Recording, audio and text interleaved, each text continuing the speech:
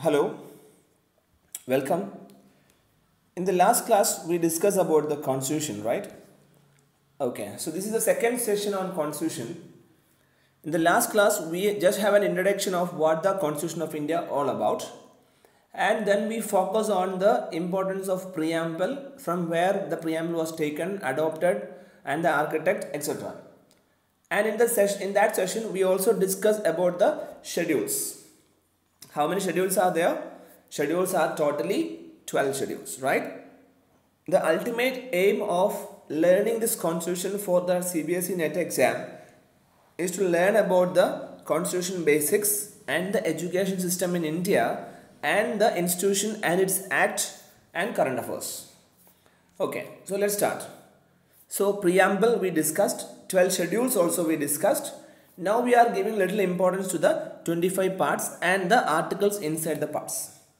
You know what? Originally we have only 395 articles originally, and later we added few articles and parts along with the Constitution of India.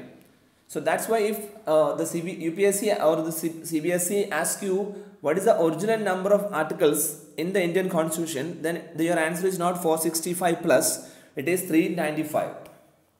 Okay, and the original number of parts is also 22 and now it is 25 plus. Okay, so preamble and schedules we finished. Now we are focusing on the parts and the articles inside each parts. Constitution, the preface is preamble and the chapters are parts. The lessons inside the chapters are called articles, and the separate booklet we know that we call it as schedules.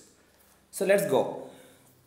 So the basic questions that ask for the CBSE and the UPSC SSC questions are basically connected with the part 1, part 2, part 3, part 4 and part 4a. As we know that the part 1 definitely connected with the land here in this region. So land means what? The boundaries inside.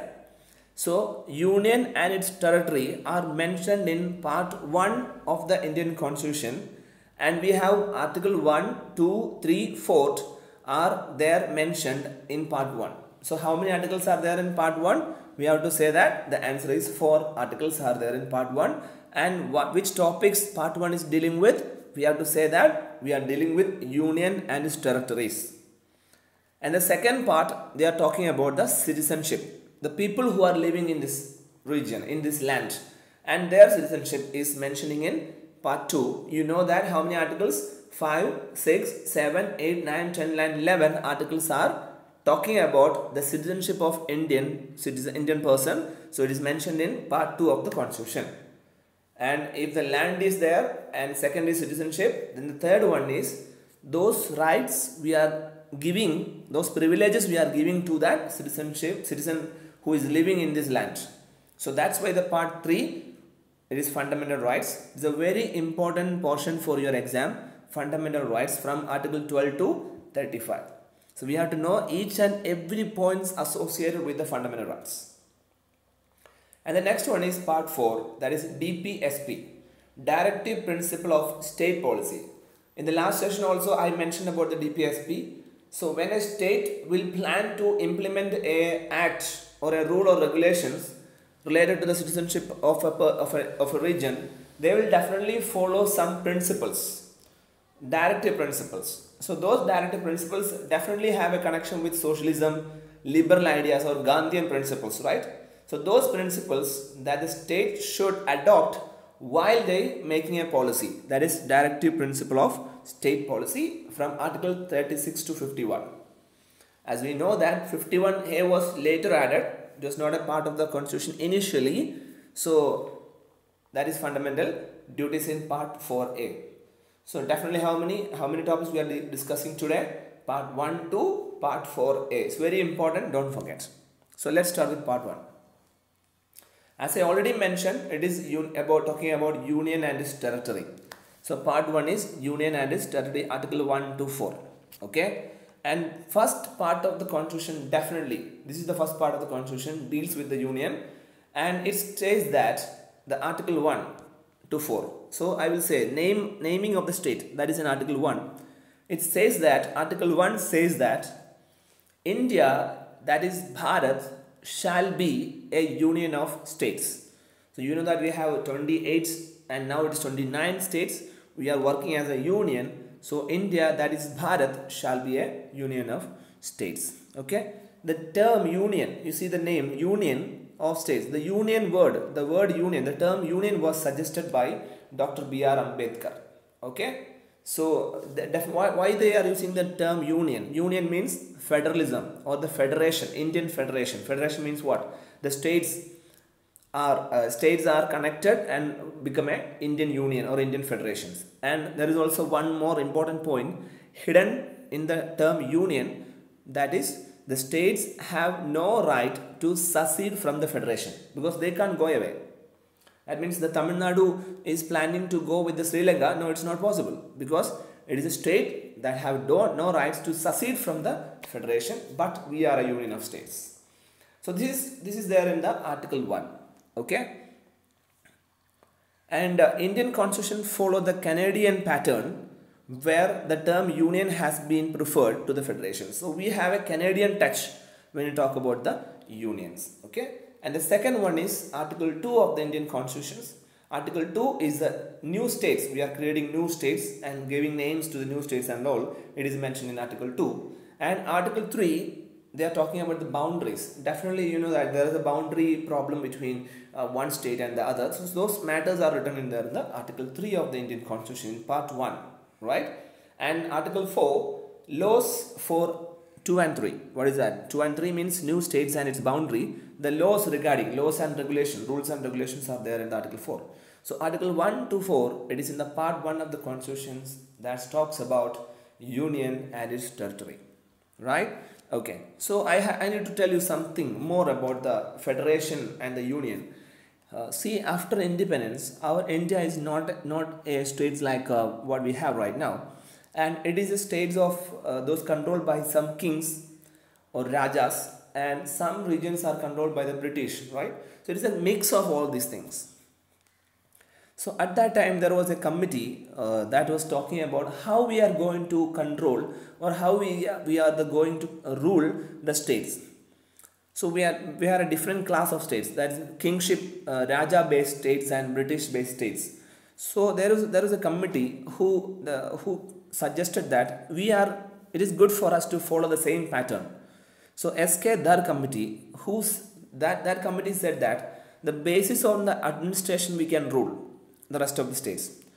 And that idea was rejected by the parliament at that time. And next they added one more committee, that is JVP committee. So JVP means what? Jawaharlal Nehru, V for Vallabhbhai Patel, and P for Pattabhi Siddharamaiah. They also projected the importance of administration oriented states. But the S.K. Dhar and the JVP committee suggestion was rejected by the government, and they appointed one more committee, that is Fasal Ali Commission. Fasal Ali Commission come to an important point that we are going to make states or reorganize the states on a language basis or linguistic basis. That's a good idea. So definitely the Fasal Ali Commission's report, along with the Fasal Ali we have H.S. Hunsru, K.M. Panikkar, and they also suggested this linguistic based approach, and the state and the union or the government Fasal Ali Commission report was accepted by the government, and they started making states based on language or linguistic basis. So that's the important 3 state organization committee and the history. As a result of this state reorganization, 14 states was initially created and 6 union territories were created on November 1, 1956. And before that, in 1953, the first language-based state created, that is Andhra. And state reorganization in 1956 on 14 states and 6 UTs. And again, the reorganization was happening in 2000. 26 Chhattisgarh November 1, 27 Uttarakhand November 9, and 28 Jharkhand November 15. And the latest state, as we know, it is the 29th one, Telangana, on June 2, 2014. Okay, and it is a very important point, state reorganization. And as we know that we have acquired some territories from France, that is Pondicherry in 1962, and we also taken Goa and Daman and Diu Islands from Portuguese in 1961. Okay, and remember one important point. This Goa become a state in 1987. Okay, and Sikkim became the state in 1975. So I will mention one amendment act that makes the Sikkim as a state in 1975. The amendment is 36th amendment that created Sikkim as a state. Okay, so I think all you are very clear about the part 1 of the Indian Constitution, union and its territory, and the important facts associated with our exam. So let's move on to the next part, part 2. What is part 2? It is about the citizenship. Okay, so part 2, we are having 5 to 11, 5, 6, 7 up to 11 articles, and I will mention each and every one right like this. So Art 5 is citizenship. Okay, so 5 to 8 definitely we can say it is 5 to 8 deals with the citizenship at the time of commencement of the constitution. You see that Article 5 citizenship, 6 migrants from Pak, 7 to Pak, 8 the parent of Indian origin. So Article 5 to 7 it is talking about the citizenship at the time of commencement. Okay, and you can see Article 9, 10, 11. Okay, so Article 9 will be terminated. The citizenship will be terminated if the person acquires citizenship of another country. Okay, and legal provisions relating to the acquisitions and termination of citizenship of India are contained in the Act, Citizenship of India Act 1955. Okay, so how the legal provisions are related to the termination and everything. So don't forget that Act, Citizenship Act, in which year? 1955.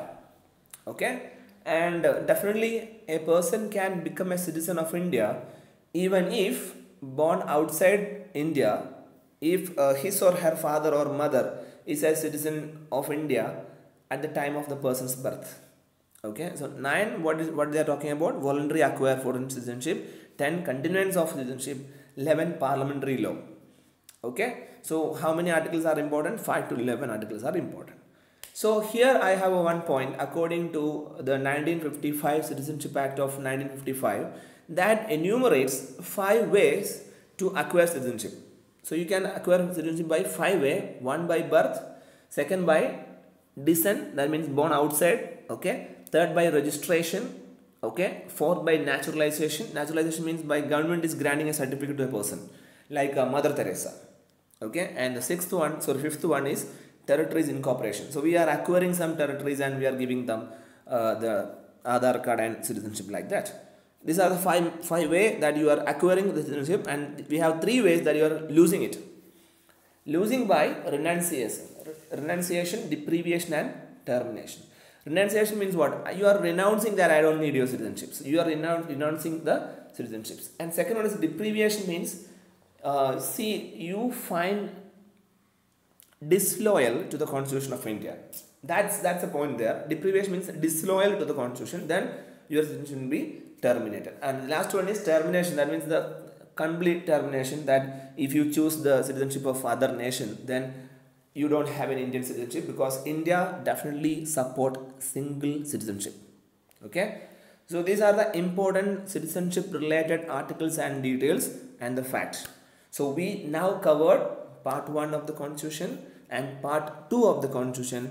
Now the most important one, part 3, articles 12 to 35. So let's start with the fundamental rights. Okay, so the concept of fundamental rights was definitely has its origin in the Bill of Rights of the USA. So Bill of Rights means what? Bill of Rights is the name of the Constitution of USA. So USA, from where we take the concept of fundamental rights simply. Okay, let's go in details. Okay, and there is one more point, that is fundamental rights is a charter of rights contained in the Constitution of India.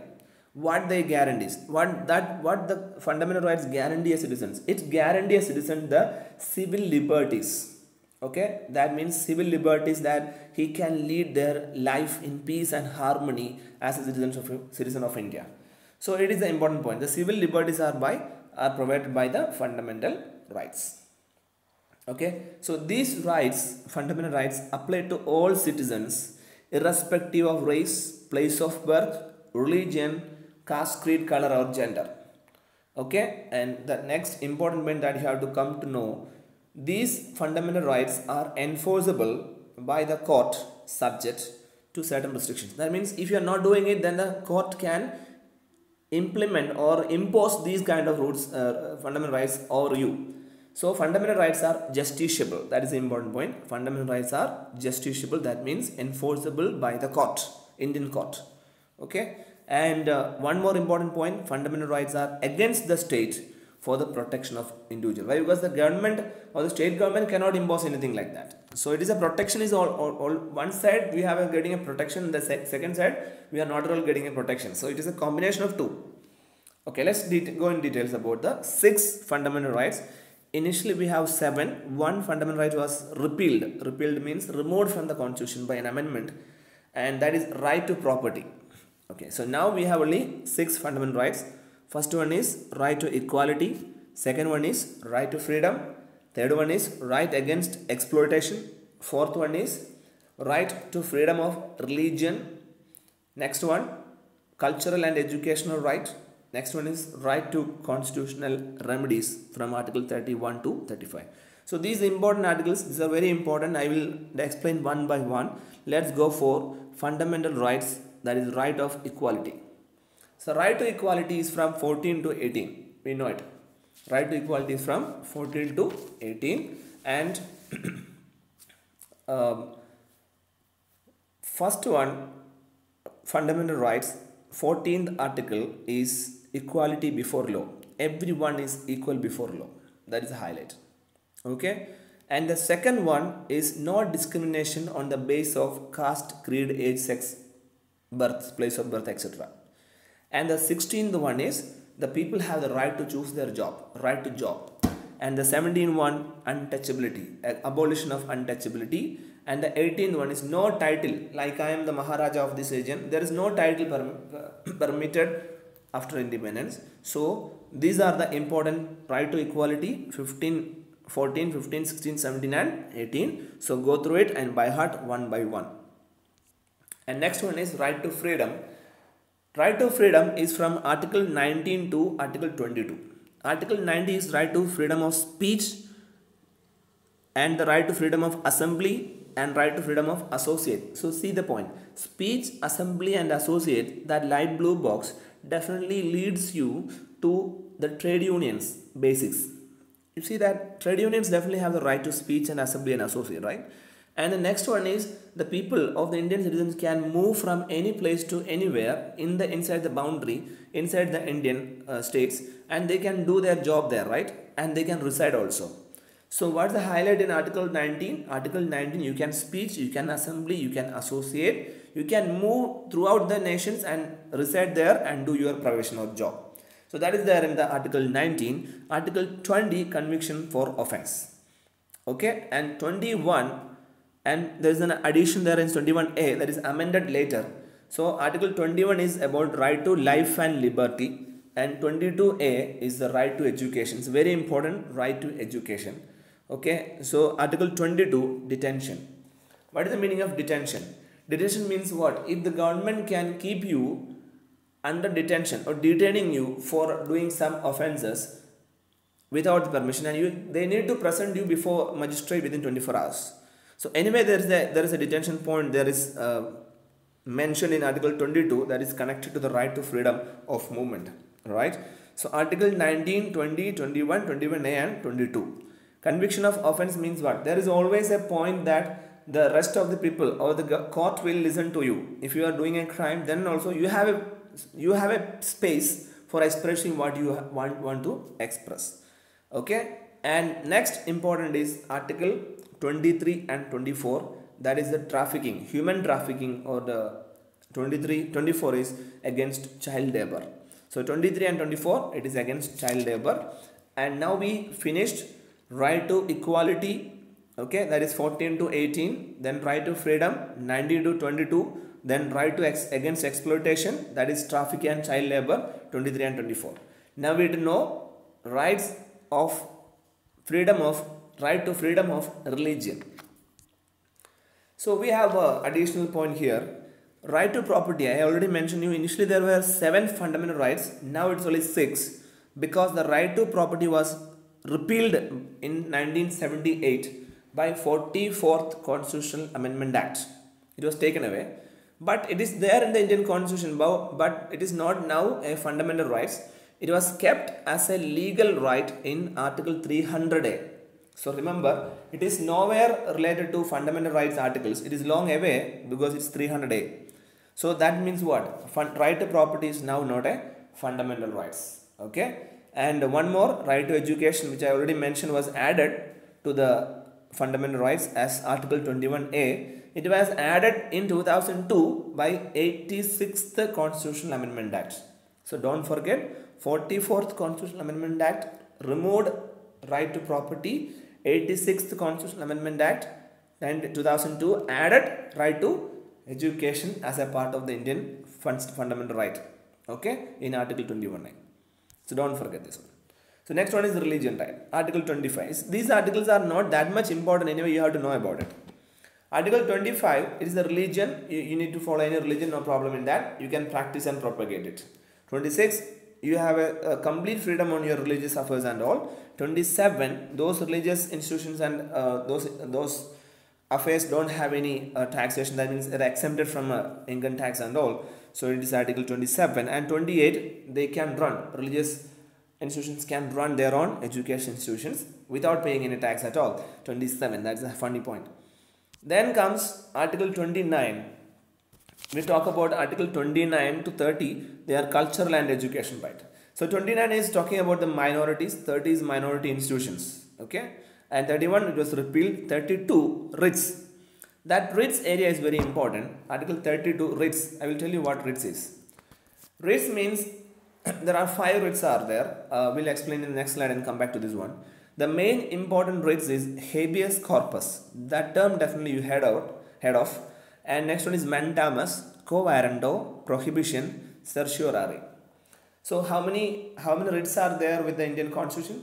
So this is the writs are those powers associated with the Indian court like Supreme Court and High Court, okay, to safeguard the fundamental rights. So writs are what? Writs are the watchdog of fundamental rights. So that's why you know what, Supreme Court and High Courts are definitely called as the watchdog or the protector of the fundamental rights of Indian Constitution. So how they are protecting, the Supreme Court and High Court, how they are protecting the fundamental rights? They uses their additional powers. Those powers we call it as writs, and there are 5 writs. Habeas corpus. What is habeas corpus? To have the body. If someone is missing, okay, someone is kidnapped by someone, then the court will order to bring his body before the court. To have the body, that is habeas corpus. Likewise, mandamus, the government is some officials are not at all performing their duty correctly. Then the High Court and the Supreme Court can interfere and command him to do his duty or perform his duty clearly. That is mandamus. And the quo warranto, on what authority? They are asking, the High Court or the higher court are asking to the lower court that why or how you are acting on that point, because you don't have any authority to act. So they are questioning the legality of the point. That is quo warranto. Prohibition means simply the superior court to the lower court saying that don't proceed with the case. Okay, that is prohibiting the case movements and all. And after prohibiting, definitely the higher court can say to the lower court that transfer that case to me, because we will do it. We will take it. And that is certiorari, to be certified higher court to the lower court to transfer the case to it.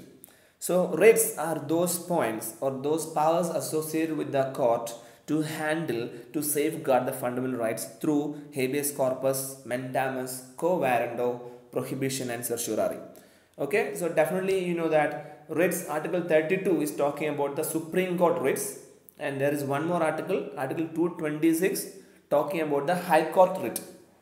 So the article is different for Supreme Court and High Court. When we deal with writs, don't forget that 226 is connected with the High Court writs, and 32 definitely it is Supreme Court writ. And as we definitely know that jurisdiction is wider for High Court.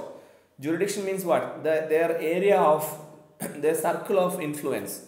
Okay, definitely High Court is the court where the people can approach easily, because those courts are very close to us, right? So it is near to us. So Supreme Court is very far from us. So most of the time we file the case against our issues and all definitely in the higher court first. So the jurisdiction is wider for the high court, and those jurisdictions related to the writs are mentioned in Article 226, and the same type of writs are there in Supreme Court for us for safeguarding our fundamental rights, that's mentioned in Article 32 of the Indian Constitution.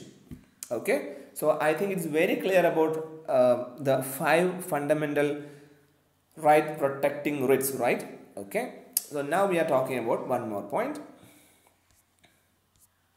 The last portion, we are getting to the last, that is part 4, Article 36 to 51, DPSP. I already mentioned you that idea of directive principle of state policy. It is an idea, right? For making any constitution act or anything, we are following the ideas. The ultimate point, you know what? This directive principle of state policy, the idea of this DPSP was borrowed from Irish or Ireland. So the Irish constitutions borrowed or give us this idea. That's why we have a DPSP in our constitution. Okay, and this part 4 of article DPSP, the Dr. B.R. Ambedkar called this portion as the novel feature of the constitution. Definitely because this DPSP definitely aiming at the economic, social and democratic welfare of the people. So ultimately this is for what? This is for the state and the central government to do something good for the people or citizen of India based on socialism, Gandhian principles and liberal ideas.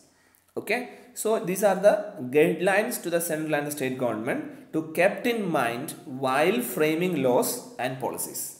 Okay, and the important point here is these DPSP or directive principles are not enforceable by any court, and also it is not at all justiciable. That is non-justiciable rights of the people. Okay, and DPSP cannot be suspended in any circumstances. That is also highlight point. Not at all suspended, and it is for the welfare of the state, not enforceable and non-justiciable.